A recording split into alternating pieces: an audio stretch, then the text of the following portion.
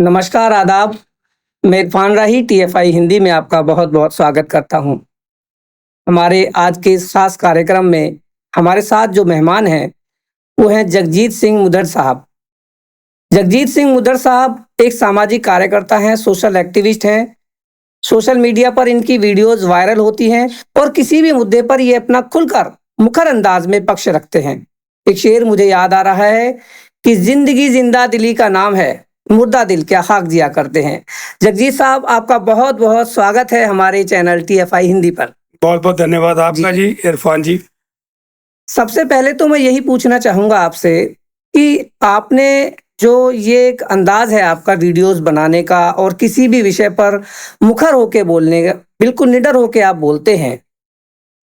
तो ये सब कब शुरू हुआ? आपने शुरुआत कैसे हुई इसकी? इरफान जी, ये तो बचपन से ही मेरी आदत है। मैं जो भी बात करता हूँ, खुल के बात करता हूँ। मैं अपने फ़ादर साहब से भी जब बचपन में बात करता था, तो उनके सामने ही बात कर लेता था खुल के जी। कि आप यहाँ गलत हो और आप यहाँ अच्छा। ठीक हो। और मेरे मदर कहा करते थे, "तू अपने पिताजी के कैसे बात करता है?" जी। तो मैं तो शुरू से ही बिल्कुल ओपन माइंडेड रहा हूँ। जी। तो इसलिए मैं खुल के बातें करता हूँ और खुल के बातें करना एक मेरा शौक भी बन गया। एक कला भी है आपकी। मैंने आपकी वीडियोज़ देखी हैं और आप जिस तरीके से बोलते हैं, ख़ासकर से जो सिख मज़हब का जो आप पक्ष रखते हैं, जैसे किसी पर हमला हुआ, अभी टीटी पर मुंबई में एक हमला हुआ, आपने उस पर वीडियो बनाई। कुछ स्कूल्स जो हैं, उन पर आपने वीडियो बनाई। यानी कोई मुद्दा ऐसा नहीं है सामाजिक का, सामाजिक विषयों को आप अपनी वीडियो के द्वारा उठाते हैं और बहुत अच्छे अंदाज़ में बोलते हैं। तो मैं यही पूछना चाहूँगा कि इसका आपको कैसा लगता है, इसे जब आपकी वीडियोज़ ये वायरल होती हैं, लोग फ़ोन करते हैं, लोग आपसे पूछते हैं कि भई आपको कैसा फ़ीडबैक मिलता है? लोग कई बार इसकी शिकायत भी करते हैं आपसे? देखिए, आज तक शिकायत तो मेरे को किसी ने नहीं की। देश-विदेशों से मुझे फ़ोन लगातार आते ही रहते हैं, हाँ। क्योंकि जो सोशल मीडिया है, ये घर बैठे-बैठे आप देखो, चाहे लंदन में चला जाएगा, चाहे जी, जी। अमेरिका में चला जाए, चाहे जी। यूएसए में चला जाए। तो ये तो लोग वहाँ पर बैठ के सुनते रहते हैं। और आज की तारीख के अंदर सोशल मीडिया के ऐसा एक टूल है, जो कि आपको हमारी आवाज़ आप तक पहुँचाता है। जी। और लोगों को पता लगता है कि ये जगजीत सिंह मुद्दर ने अगर वीडियो डाली है, तो उसको उस वीडियो में से उनको कुछ पता लगता है, कुछ नॉलेज मिलती है, कुछ जानकारी मिलती है। तो लोग फिर मेरे जब व्हाट्सएप कॉल मुझे करते हैं, तो उससे फिर मुझे कई चीज़ें बोलते हैं कि जी, जगजीत सिंह मुद्दर जी, आपने बहुत बढ़िया बोला, इसके बारे में बोलो। हमारे जैसे कि दुबई से कुछ मेरे को फ़ोन आए पीछे, उन्होंने बोला हमारे दुबई में ये हो रहा है, आप दुबई के बारे में बोलो, हाँ। इनके कानून के बारे में बोलो। हाँ। न्यूज़ीलैंड से फ़ोन आया कि उन्होंने बोला कि न्यूज़ीलैंड के बारे में बोलो। लंदन से फ़ोन आया, अमेरिका से फ़ोन आया, कनाडा से फ़ोन आया। तो मेरे को तो फ़ोन आते ही रहते हैं। जी, जी। जी, जी। चलिए, मैं अभी आपकी लेटेस्ट वीडियो इमरजेंसी फ़िल्म जो आई है कंगना रनौत की, आपने काफ़ी कुछ कह दिया इशारों-इशारों में। फ़िल्म अभी आई नहीं है, आपने देखी भी नहीं है, लेकिन उसका विरोध आपने शुरू कर दिया। किस आधार पे आपने विरोध शुरू किया? देखिए, आधार क्या होता है, एक चिंगारी होती है, आग को क्या चाहिए? आग को पहले चिंगारी चाहिए। हुँ। आज जब कंगना रनौत ने एक ट्रेलर जो जारी किया हुँ। और ये ओटीटी पे आया हुआ है, सोशल मीडिया के ऊपर जब हमने उसके बीच में देखा, तो उसके बीच में ये बोला गया था कि संत भिंडरावाले जो थे, उनको ये बताया गया था कि तुम्हें वोट चाहिए और हमें खालिस्तान चाहिए। ऐसी तो कोई बात हुई नहीं थी। तो फिर उसके बाद जब मैंने ये वाली बात सुनी, तो मेरे को कंगना रनौत की पिक्चर में एक बॉबी गिल हैं जिन्होंने काम करना था, और कई एक्टर सिख हैं वहाँ पर जो बॉम्बे से, जो मेरे मेरे को जानते थे। कैसे जानते थे? क्योंकि कुछ ऐसे व्हाट्सएप ग्रुप हैं जिसके बीच में मैं भी हूँ, तो वो भी एक्टर भी हैं। जी। तो उन्होंने मेरे को बोला कि कंगना रनौत ने, हम गए थे तो कंगना रनौत ने हमें बोला, नहीं, हमें ओरिजिनल सिख नहीं चाहिए, हमें तो अच्छा। इसके बीच में डुप्लीकेट सिख चाहिए। तो उन्होंने बोला कि जगजीत सिंह मुद्दर जी, इसके बारे में खुल के आप बात करो। तो मैंने फिर उसको भी देखा। फिर उनकी जो मैंने ट्रेलर देखा, वो ट्रेलर भी एक माध्यम था। और उसके बाद जब देखा कि पूरे का पूरा ये सिस्टम ही एक आ रहा है, हर तरफ से आंदोलन हो रहा है। एसजीपीसी ने भी रिट दायर कर दी, जी। एसजीपीसी ने भी कर दिया, बॉम्बे से भी रिट डाल दी। मेरे को बॉम्बे से भी दादर के जो गुरुद्वारा हैं, उनके प्रधान जी हैं रती साहब, उनसे भी मेरी बात हुई। वहाँ पर सुखविंदर जी हैं, उनसे भी मेरी बात हुई।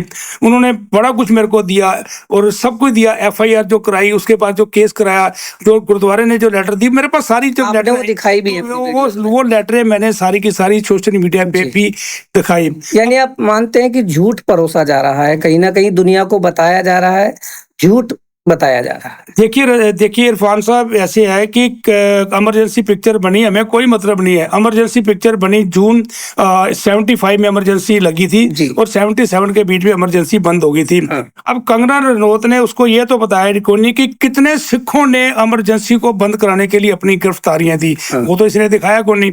दूसरी बात है, मैंने कहा कि इमरजेंसी पिक्चर में सब कुछ दिखाओ ना, क्या दिक्कत है।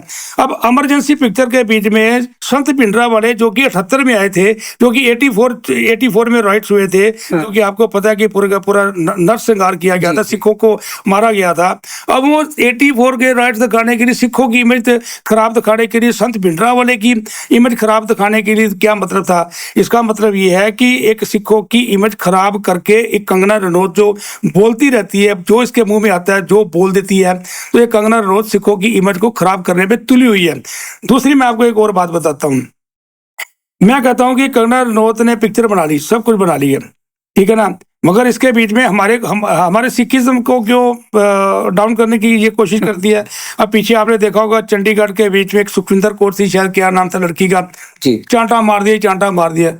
कुछ इसने बोला होगा तो चांटा मारा होगा ना, वो पागल थोड़ी थी कि जो एक ऑफिसर बैठी इतने साल से काम कर रही थी। कुलविंदर कौर ने चांटा अगर मार भी दिया, अब वो चांटा अगर मारा तो चांटा किसी कैमरे में तो आया नहीं। अब वो एयरपोर्ट पे कितने कैमरे लगे हैं, आज तक कोई बताए ना कोई कैमरे में आया। ये भी हो सकता है मनगढ़ंत कहानी सोशल मीडिया के बीच में अपने आप को फेम करने के लिए किया हो। तो ये मैंने जो सोशल मीडिया पे डाला था इमरजेंसी पिक्चर के लिए, तो इसीलिए डाला था मैंने। जगदीश साहब, मुझे इस पर एक बात याद आई कि जैसे कि आपने कहा कि सिखिज़्म पर क्यों मतलब वो टारगेट किया जाता है। अभी देश में आपने देखा होगा कि अल्पसंख्यकों पर हमले निरंतर होते जा रहे हैं। जैसे कि एक बाबा रामगिरी हैं, उन्होंने मज़हब इस्लाम के पैगंबर हज़रत मोहम्मद साहब पर बहुत आपत्तिजनक टिप्पणी की, और उनकी शिकायत अगर करने मध्य प्रदेश के छतरपुर में कुछ मुस्लिम जाते हैं, तो उनको ही जो है प्रदर्शनकारी, उनको पत्थरबाज कह करके उनके ऊपर एफआईआर कर दी जाती है और उनके घरों पर बुलडोज़र चला दिया जाता है। ऐसे ही गुरु ग्रंथ साहिब का अपमान किया जाता है। तो आप मानते हैं कि जिस तरीके से हमारा देश एक लोकतांत्रिक देश है, धर्मनिरपेक्ष देश है, उसमें इस तरीके की घटनाएँ, इस तरीके की ये चीज़ें नहीं होनी चाहिए? जी। आप भी तो मिनोरिटी के अंदर आते हो, मैं भी तो मिनोरिटी के अंदर आता हूँ। अब मिनोरिटी के अंदर हम लोगों को दबाया जा रहा है। आज मुसलमान मिनोरिटी के अंदर आ रहा है, सिख मिनोरिटी के अंदर आ रहा है, जो है अपना ईसाई मिनोरिटी के अंदर आ रहा है, बौद्ध मिनोरिटी के अंदर आ रहा है, जैनी मिनोरिटी के अंदर आता है, पारसी मिनोरिटी के अंदर आ रहा है। अब आप ये देखो ना कि मिनोरिटी के बीच में जो अगर ये इसके बीच में कानून अगर इसको आप पढ़ोगे तो मिनोरिटी को सारी फैसिलिटी देनी पड़ेगी इनको, मगर ये नहीं देते। पूछेगा कौन? क्योंकि मिनोरिटी के अंदर है हम लोग। अब जो मिनोरिटी के अंदर अगर हम लोग हैं तो ये समझते हैं कि हमारे पास पावर है, मिनोरिटी के पास पावर नहीं है। फर्क सिर्फ ये है। और जिस दिन इकट्ठे होकर बंदा जाता है उस दिन फिर टारगेट करने की कोशिश की जाती है। अच्छा, ये आपको मालूम है कि हमारे आसपास सभी लोग मिलजुल के रहते हैं। 95% भारत का जो नागरिक है वो दंगों से या भेदभाव से बिल्कुल परे है। वो अपना चाहता है कि रोज मैं अपना कमाऊं, खाऊं, अच्छा पढ़ूं, अच्छा लिखूं और अपने रोजमर्रा की जिंदगी बसर करूं। तो कुछ लोग ही हैं जो हिंदू मुसलमानों में या सिखों में या और अन्य अल्पसंख्यक समुदायों में या जातियों में मतलब बांटने की कोशिश करते हैं या उस भेदभाव की धारणा रखते हैं। उनके लिए क्या कहेंगे आप? मैं आपको एक सिंपल सा सवाल करूं, जी। दंगा क्या है? हिंदू मुस्लिम दंगा है। दंगा क्या है? मिनोरिटी का दंगा है। तो अगर ये साइड पे कर दे तो ये इनके पास कोई राजनीति कोई सवाल ही नहीं है। सिंपल सी बात है। तो ये सिर्फ दबाने की कोशिश की जा रही है, दबाने की कोशिश की जा रही है हर तरफ से। तो ये चीजें अपने मुल्क के अंदर जो हो रही है वो ठीक नहीं हो रही। जो मिनोरिटी के साथ एक सिख होने के नाते मैं आपसे ही पूछना चाहता हूँ कि जो बंदी सिखा का जो मामला है, वो बंदी सिखा कौन होते हैं या उनके बारे में कुछ जानकारी हमारे दर्शकों को दीजिए।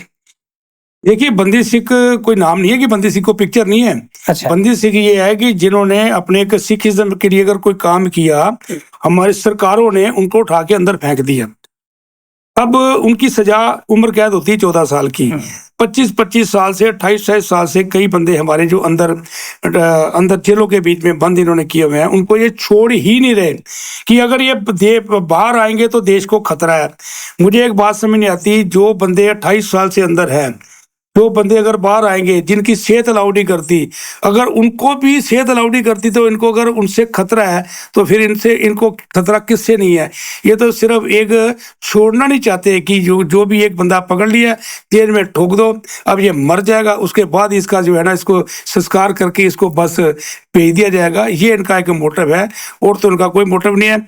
सजा जिसने पूरी कर ली, कानून क्या कहता है, 14 साल उम्र क्या 14 साल की होती है, 14 साल दिन और रात होती है, 24 घंटे होती है उसके बीच में कैलकुलेशन, छुट्टियां भी होती है उसके बीच में, तो ये उसके बावजूद भी ये छोड़ नहीं रहे, तो ये तो नाइंसाफी है। 10 साल तक भारत के प्रधानमंत्री की कुर्सी पर सरदार मनमोहन सिंह बैठे। इन मुद्दों को लेकर के आपने या सिख गुरुद्वारा प्रबंधक कमेटी ने या सिख नेताओं ने या सिख धार्मिक गुरुओं ने कभी सरदार मनमोहन सिंह जी से कोई ऐसा आग्रह किया कि वो सिखों के लिए कुछ ऐसा काम करके जाएं? कई बार क्या होता है कि जैसे मनमोहन सिंह जी, आपको पता है कि बहुत हाईली एजुकेटेड हैं जी, उन्होंने गवर्नर रह चुके हैं, गवर्नर भी रह चुके हैं। आज की तारीख के अंदर ऑक्सफोर्ड यूनिवर्सिटी के बीच में जी, उनकी किताबें पढ़ाई जाती है, मगर ऑक्सफोर्ड के अंदर उनकी किताबें पढ़ाई जाती है, मगर वो मान सम्मान उनको जो हमारे भारत में दिया जाना चाहिए वो तो मिलता ही नहीं है। क्यों नहीं मिलता? यहाँ पर भी मिनोरिटी का काम है। लेकिन प्रधानमंत्री तो बने ना 10 साल तक, वो प्रधानमंत्री बड़े हैं, मगर उनको प्रधानमंत्री इन्होंने माना कहाँ है? देश को भी बचा दिया, सोना भी वहां से इंग्लैंड से सोना भी वो ले आए, जो आर्थिक संकट के बीच में हमारा जो इंडिया था उसको निकाल भी दिया। अब अगर आज की तारीख के अंदर मनमोहन सिंह जी जैसे अगर बंदे होते तो आज देश की हालात कुछ और होती, और आज देश की हालात कुछ और है, क्योंकि एजुकेशन की कमी है, सिंपल सी बात है। संविधान पर आपको कितना विश्वास है? लोकतंत्र पे कितना विश्वास है? भारत की अदालतों पर कितना विश्वास है? 2,70,00,000 आज की तारीख के अंदर केस है, क्योंकि आज की तारीख के अंदर आप ये देखो, आज की जो सरकार है सुप्रीम कोर्ट के आदेश को भी मानने को तैयार नहीं है। आपके सामने ही है, आज की सरकार सुप्रीम कोर्ट के भी आदेश को मानने के लिए तैयार नहीं है। सुप्रीम कोर्ट कौन है? हाईली अथॉरिटी है ना जी। तो आज अगर सुप्रीम कोर्ट के आदेश को मानने के लिए तैयार नहीं है, तो इसका मतलब ये है कि संविधान को चेंज किया जा रहा है। संविधान के अंदर जो लिखा हुआ है, संविधान तो एक भारत का संविधान है, सबके लिए वही है, आपके लिए भी वही है, मेरे लिए वही है, सबके लिए वही है, मगर वो संविधान एक जाति के लिए और होगा, दूसरी जाति के लिए कोई और होगा, मुसलमान के लिए कुछ और होगा, सिख के लिए और होगा, हिंदू के लिए कुछ और होगा। ये चीज नहीं होनी चाहिए। तो ये संविधान सबके लिए बराबर है। मैं तो संविधान को मानता हूँ, संविधान की कसम खाते हैं ना सारे बंदे जो भी मंत्री होते हैं कि हम संविधान की कसम खाते हैं। संविधान के बावजूद देश में कुछ ऐसे नेता हैं जो ये आवाज उठाते हैं कि ये धर्म के लोग ये नहीं खाएंगे, या नॉनवेज नहीं खाएंगे, ये कपड़ा नहीं पहनेंगे, ऐसे नहीं करेंगे। तो ये तो संवैधानिक अधिकार है, कोई अपनी इबादत का क्या तरीका है उसका, वो अपनी इबादत कर सकता है, वो अपना कुछ भी खा सकता है। कोई यानी कि बोलने की आज़ादी, धर्म के पालन की आज़ादी, खाने-पीने की आज़ादी, शिक्षा का अधिकार, ये तो सब मौलिक अधिकारों में है। तो कहीं न कहीं उन नेताओं ने ये कानून नहीं पढ़ा क्या? ये संविधान की ये कानून नहीं पढ़ा? ये संविधान की ये बातें नहीं पढ़ी? 33 करोड़ देवी देवता कहते हैं, है नहीं है? अब मुझे एक बात बताओ, 33 करोड़ देवी देवता हमारे भारत के बीच में, और इतनी ज्यादा यहाँ पर दंगे होते हैं, इतना सब कुछ होता है, 33 करोड़ देवी देवता क्या कर रहे हैं जी वहां पर? अभी आपने क्या पूछा? अभी आपने पूछा कि हमें खाने की, ये नहीं खाओगे, वो नहीं खाओगे। क्यों नहीं खाओगे जी? जो मन करेगा वो खाओगे। आज बंदा कहता है कि हमारे भारत के बीच में कि जी ये बीफ लेके जा रहा था जी, इसको मार दिया, इसको काट दिया। आज मैं कहता हूँ कई ऐसे ब्राह्मण है जिनको बीफ के जो है स्लाटर लगे हुए हैं, वो क्यों नहीं सामने लाए जाते? सामने लाए ना वो वाले, अगर दम है तो सामने लाए ना, सामने आए ना। नाम तो रखा है मुसलमान का, मगर अंदर जो है वो हिंदू स्लाटर हिंदू चला रहा है, नाम रखा हुआ है मुसलमान का, अल कबीर, फलाना कबीर, जो भी व्हाटएवर दैट, मुझे पूरा नाम नहीं पता। तो फिर अगर दम है तो फिर हिंदू का नाम रख के चलाए ना, पता लगे फिर वो स्लाटर चलता है कि नहीं चलता। क्या ये नेताओं को नहीं पता? पता है, मगर नेताओं को जो पैसा चढ़ता है ना, तो फिर उसके कारण वो कहते हैं कि हमें क्या जरूरत है भूलने की। अच्छा, हिंदू राष्ट्र की मांग बार-बार उठती है। अगर हिंदू राष्ट्र बना दिया जाए, तो आपको लगता है कि फिर राम-राज आ जाएगा और उसमें फिर एक अच्छा मुल्क जैसे राम के राज्य हुआ करते थे, शांति, बराबरी, इंसाफ, न्याय, प्यार, मोहब्बत ये सब आ जाएगा? यहाँ भारत में महाराजा रणजीत सिंह जी ने 40 साल राज किया है, एक भी चोरी नहीं हुई, एक भी बलात्कार नहीं हुआ। और आपके ये देखो एजुकेशन कितनी थी, वो था एक राज। आज ये बार बार ये जितने भी, तो आप देखो कि जितने भी इनके नेता हैं, जितने भी इनके बाबे हैं, ये पूरे पूरे टीवी चैनल से भी बोलते हैं, मंचों से भी बोलते हैं, बड़े बड़े बड़े भंडारों में से बोलते हैं हिंदू राष्ट्र होना चाहिए, हिंदू राष्ट्र होना चाहिए। आपने बिल्कुल ठीक बोला कि हिंदू राष्ट्र अगर ये बोलते हैं, इनके ऊपर तो कोई देशद्रोही वाला नहीं काम नहीं है। हिंदू राष्ट्र अगर ये बोलते हैं, इन पे तो कोई केस नहीं बनता।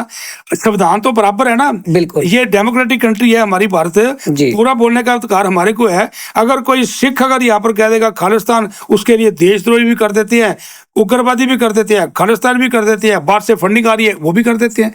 ये चीज नहीं होनी चाहिए, क्योंकि ये चीज उन पे भी लागू होनी चाहिए। अगर खालिस्तान की कोई मांग कर रहा है, उसके ऊपर अगर कोई केस लगा रहे हैं, तो हिंदू राष्ट्र जो मांग रहा है उसके ऊपर भी केस लगाए ना, तब पता लगे कि हम लोग डेमोक्रेटिक कंट्री के बीच में रह रहे हैं।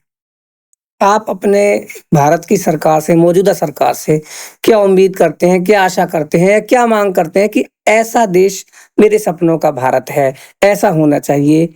क्या करना चाहिए सरकार को? आज की तारीख के अंदर तो आप ये देखो, क्या सरकार से मांग करेंगे। आज की तारीख के अंदर तो एक बात बताओ, आज की तारीख के अंदर तो नारा भी देखते हैं, नारा भी ऐसे लगता है जय श्री राम, जय श्री राम। वो जय श्री राम से डर ही जाता है बंदा कि भैया ये जय श्री राम नारा बुला रहे हैं, या रिस्पेक्ट दे रहे हैं, या हमें मारने की कोशिश कर रहे हैं। डंडे हाथ में पकड़े होते हैं, झंडे हाथ में पकड़े होते हैं, जय श्री राम, जय श्री राम। ये चीज सरकार को बैन करनी चाहिए। जिसने जय श्री राम बोलना है वो बोले, जिसने जय श्री राम नहीं बोलना वो मत बोले। जबरदस्ती तो नहीं बुलवाए। जबरदस्ती नहीं है, डेमोक्रेटिक कंट्री के अंदर जबरदस्ती आप नहीं बुलवा सकते। हाँ, झुंड के अंदर आप बुलवा सकते हो, झुंड के बगैर आप बुलवा के देखो ना, 20 25 50 बंदे खड़े हो जाओगे, 2 को घेर लोगे, वो तो बोल देगा, मेरे जैसा तो वो भी नहीं बोलेगा। जगजीत सिंह मुद्दड़ इतना हिंदू विरोधी क्यों है? मैं हिंदू, मेरे तो यारी दोस्त सारे हिंदू हैं। फिर किसके विरोध? मैं विरोध हिंदू विरोधी नहीं हूँ, मैं जो बोलते हैं इनके विरोधी हूँ, इनके सिस्टम का विरोधी हूँ, इनका विरोधी नहीं हूँ मैं। किनके सिस्टम से? कोई दल है, कोई संगठन है, कोई पार्टी है, क्या है? आपके पास ये देखो कि जो हिंदू राष्ट्र बोल रहे हैं, तो क्या हिंदू राष्ट्र बन जाएगा? नहीं, वो मेजॉरिटी में है, बहुसंख्यक है, उनको अपनी बात कहने का अधिकार है, सबको अधिकार है, आपको अपना अधिकार। आपको पता है कि हिंदू का मतलब क्या? आप पढ़ लेना जरा, इसका मतलब क्या है, शब्द क्या है ये, आप ये पढ़ लेना। जो बंदे बार बार बोलते हैं वसुधैव कुटुंबकम वेदों में है, तो आप पढ़ लेना उसको। तो मैं कहता हूं कि मैं उसके बरखिलाफ नहीं हूं। मैं जो ये सिस्टम बोलते हैं, या जो ये दंगा करने की कोशिश करते हैं, या जो भड़काने की कोशिश करते हैं, या जो हीट स्पीच देते हैं, मैं उनके बरखिलाफ हूं। लेकिन जीतते तो वही हैं। फिर जीतेंगे वही आएगा, जो शोर में जाएगा वही जीतेगा। कांग्रेस सरकार पिछले कई दशकों तक भारत में सत्ता में रही है, और अब सत्ता सुख से 10 साल वंचित है। अब आगे तीसरा ये दौर चल रहा है मोदी सरकार का। इस बीच में इन 10-15 सालों में कांग्रेस में कुछ सुधार देख रहे हो आप?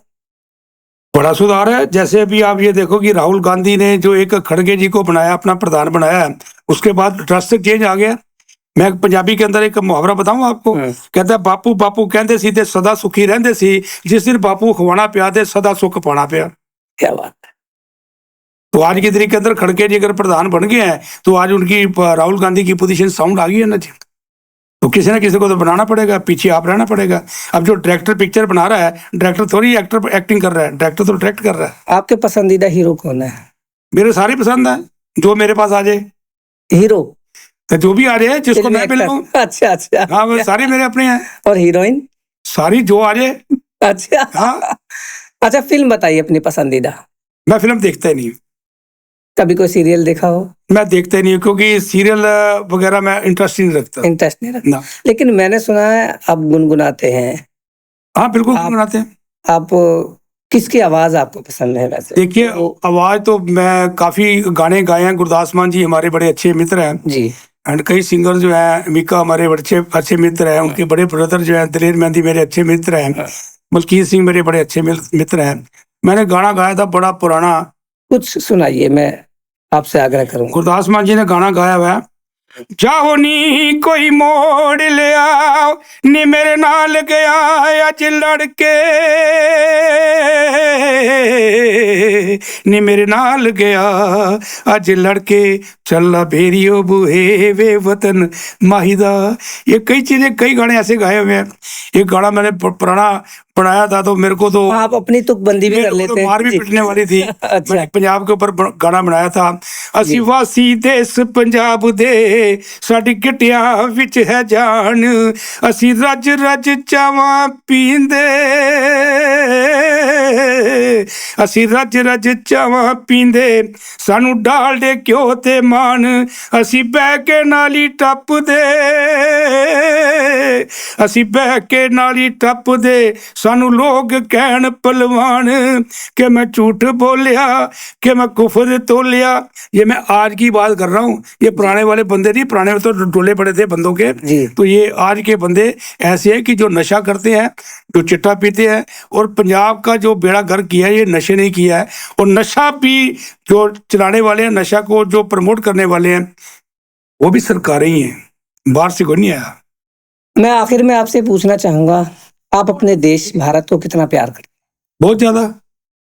आज अगर मैं मेरे ख्याल से 36 कंट्रियों के अंदर तो मैं एक्सपोर्ट करता हूँ, 36 कंट्री के अंदर।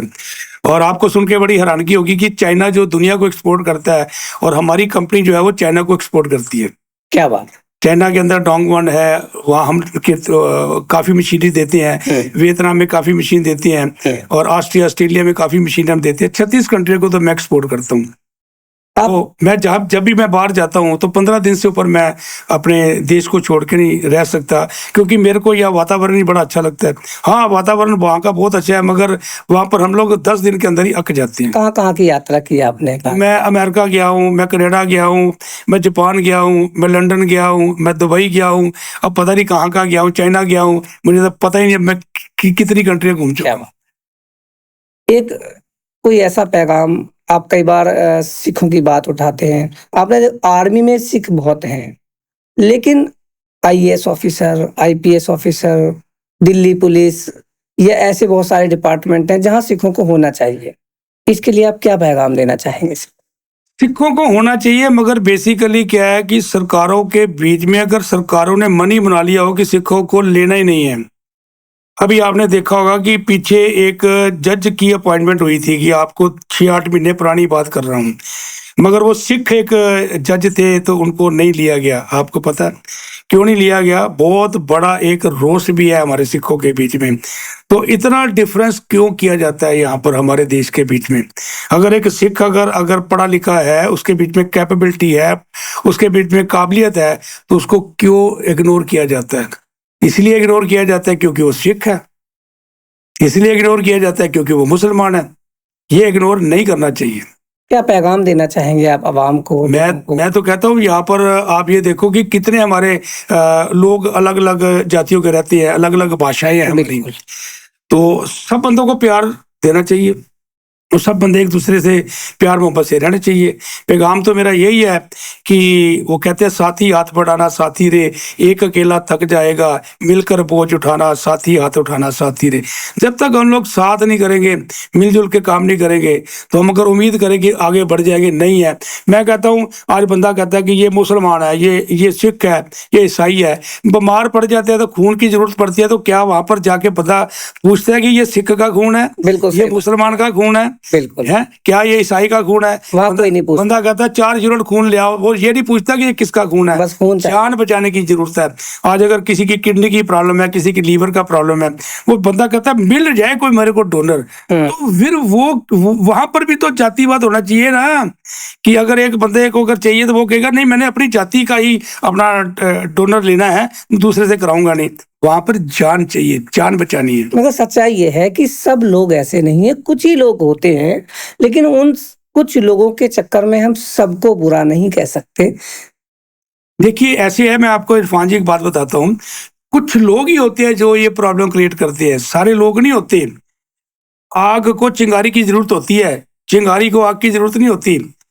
कुछ लोग उम्र सारी अंधेरा ही ढोते हैं। आज की तारीख के अंदर आप ये देखो कि सारे बंदे गलत थोड़ी हैं। आज आप और मैं अगर हम लोग चलते हैं, कोई किसी होटल में चलते हैं, कोई हमारे को ये पूछेगा कि आप सिख हो, कि आप मुसलमान हो, आप हिंदू हो, आप ईसाई हो, तब आपको अंदर बैठने देंगे? नहीं। क्या हम लोग ये देख के जाते हैं कि ये हम लोग किस होटल में जा रहे हैं, 5 स्टार होटल के अंदर जा रहे हैं, उसके अंदर वो मुस्लिम उसको सर्व कर रहा है, या सिख सर्व कर रहा है, या हिंदू सर्व कर रहा है, या ईसाई सर्व कर रहा है, क्या हम उसको पूछते हैं? हम नहीं पूछते। तो जब यहाँ पर नहीं पूछते, खून लेने के लिए नहीं पूछते, डोनर से किडनी लेने के लिए, लीवर लेने के लिए नहीं पूछते, तो फिर ये क्यों पूछते हैं कि ये हिंदू है या मुसलमान की दुकान से सामान नहीं लेना? क्यों? ये चीजें खत्म करनी पड़ेगी हमारे को, और सोचना पड़ेगा कि ये अगर खून होता तो क्या हम नहीं लेते? भूख लगी है, ब्रेड चाहिए, तो मुसलमान की दुकान से ब्रेड नहीं लेंगे। बच्चे को दूध चाहिए, तो मुसलमान की दुकान है या सिख की दुकान है तो दूध नहीं लेंगे। बच्चे को बचाने के लिए, भूख मिटाने के लिए हमें सब कुछ भूलना पड़ेगा। तो फिर हम लोग क्यों नहीं सोचते कि हम लोग जातिवाद को भूल के एक अपने देश की तरक्की करने के लिए हम सब लोग मिलजुल के क्यों नहीं चलते? आप स्टूडियो अमरदर्श में हैं, तिरंगा फाउंडेशन ऑफ इंडिया, जिसकी टैगलाइन है, हमेशा सोचिए हम भारत के लिए क्या कर सकते हैं। इस पर आप क्या कहना चाहेंगे? भारत के लिए हम क्या कर सकते हैं? सबसे पहले तो दिमाग के अंदर ये देखना चाहिए कि हम भारतवासी हैं।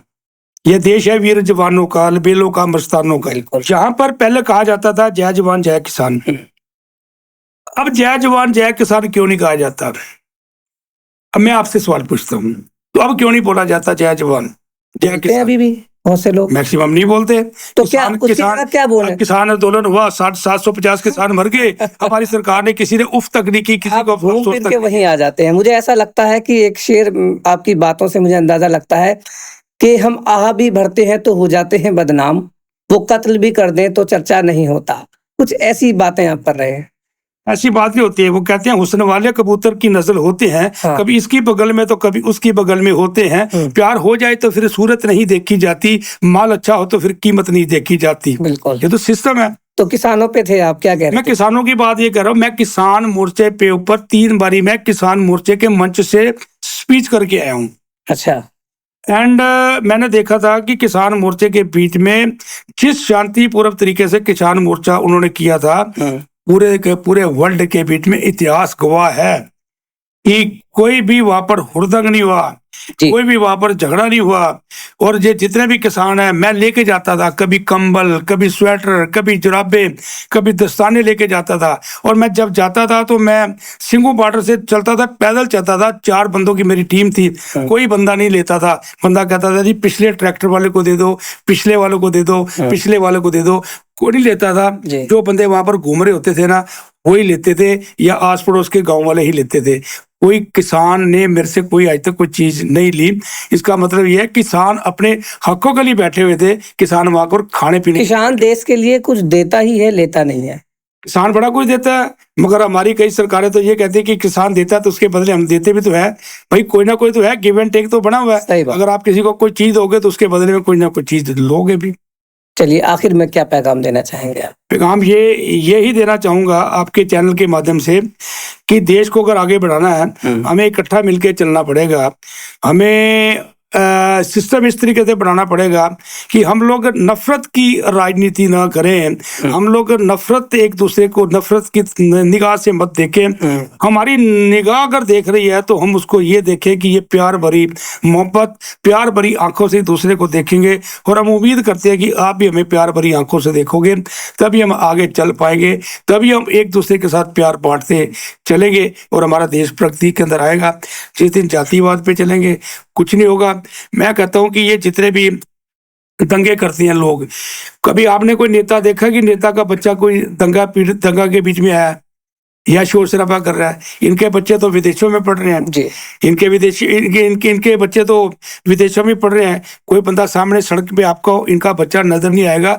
यही वही अनपढ़ सोच के बंदे ही आपको ये सड़कों पे नजर आएंगे, जो हुड़दंग मचाते हैं और वो हुड़दंग मचा के चले जाते हैं। बाद में जब उनके ऊपर केस हो जाता है तो केस की पैरवाई करने के लिए कोई पीछे नहीं आता। ये लोगों को भी सोचना पड़ेगा कि जिनके लिए हम कुछ बोल रहे हैं, जिनके लिए हम कुछ कर रहे हैं, तो वो हमारे लिए कुछ नहीं करते जब उनके ऊपर कोई सरकार केस बना देती है। तो एक एक सोशल वर्कर जैसे आप हैं, उन्होंने कहा था कि इनके बच्चे आर्मी में भी नहीं हैं।